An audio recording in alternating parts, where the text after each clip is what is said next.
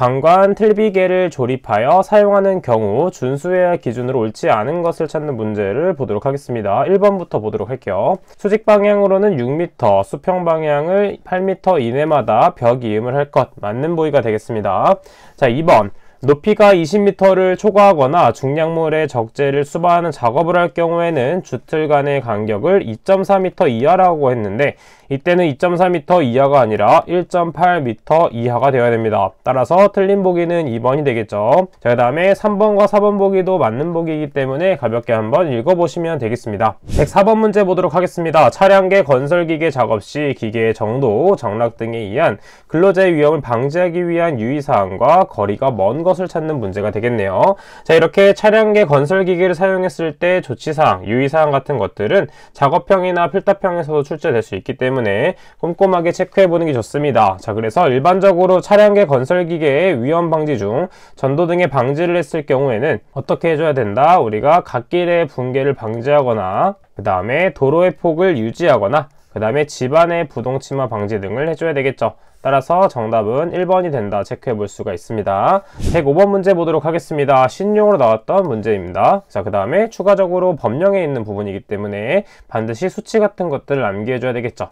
자, 그래서 문제를 보도록 하면 콘크리트 사설 작업을 하기 위하여 콘크리트 플레이싱 붐 등을 우리가 사용하는 경우에 준수사항이 아닌 것을 찾는 문제가 되겠습니다. 1번부터 보도록 하면 작업을 시작하기 전에 콘크리트 타설 장비를 점검하고 이상을 발견했으면 즉시 폐기할 것이라고 했는데 이때는 즉시 폐기하는 것이 아니라 바로 보수를 해줘야 되겠습니다. 비싼 장비이기 때문에 바로 폐기하는 것이 아니라 보수한다 생각해주면 되겠죠. 추가적으로 2번, 3번, 4번 보기는 맞는 보기이기 때문에 이런 것이 있구나 정도 체크해주면 되겠습니다. 107번 문제 보도록 하겠습니다. 다음 중 건설공사 유해위험 방지계획서 제출 대상 공사가 아닌 것을 찾는 문제가 되겠네요. 자, 해당 문제는 우리는 암기 팁을 활용해서 어느 정도 답을 골라낼 수 있기 때문에 암기 팁을 활용해 보도록 하겠습니다. 자, 10월 31일에 건축된 50개의 학교에는 2천만 톤 저수가 가능하다. 이런 식으로 암기를 했었습니다. 자, 그래서 어떤 식으로 외웠다? 먼저 10은 10m 관련된 내용이 되겠죠. 10m가 어떤 부분에 나오는지 보도록 하면 깊이 10m 이상인 굴착공사가 되겠습니다. 그 다음에 31일, 그 다음에 건축된 것은 무엇이냐면 지상 높이가 31m 이상인 건축물로 볼 수가 있겠죠. 자, 그 다음에 50개의 학교는 무엇이냐면 지간 길이가 50m 이상인 교량이 되겠고 마지막으로 2천만 톤 저수는 무엇이냐면 2천만 톤을 저수할 수 있는 건설 전용 댐 같은 것들이 되겠습니다. 자, 그럼 1번부터 한번 체크해 보도록 하면 지상 높이가 50m인 건축물 또는 인공구조물의 건설 공사라고 했는데 이때 지상 높이는 31m 이상으로 포함이 되므로 제출 대상 공사가 되겠습니다.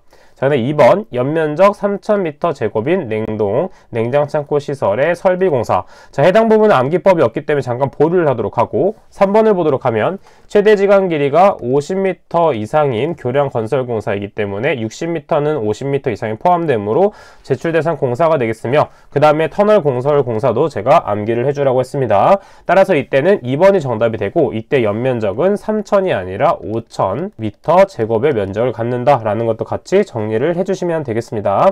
109번 문제 보도록 하겠습니다. 건립 중 강풍에 의한 풍압 등 외압에 대한 내력이 설계에 고려되었는지를 확인해야 되는 철골 구조물의 기준으로 옳지 않은 것을 찾는 문제가 되겠습니다.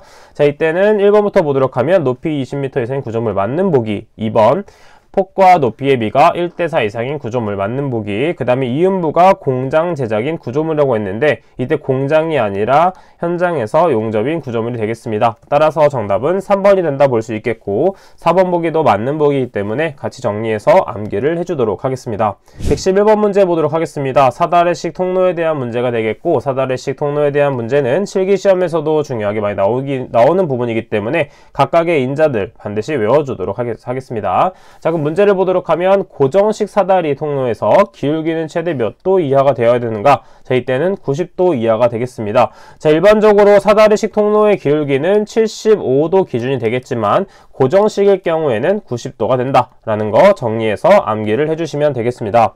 113번 문제 보도록 하겠습니다. 산업안전 보건관리비 계산 및 사용 기준에 따른 공사 종류별 계산 기준으로 옳은 것을 찾는 문제가 되겠습니다. 자, 이때 표는 외울 것이 너무 많기 때문에 인자들은 반드시 기출문제에 나온 것들 위주로 암기를 하고 눈으로 대략적인 값만 알고 계시면 되겠습니다. 지금 보게 되면 토목공사 기준이며 대상액은 5억 원 미만이 되겠습니다.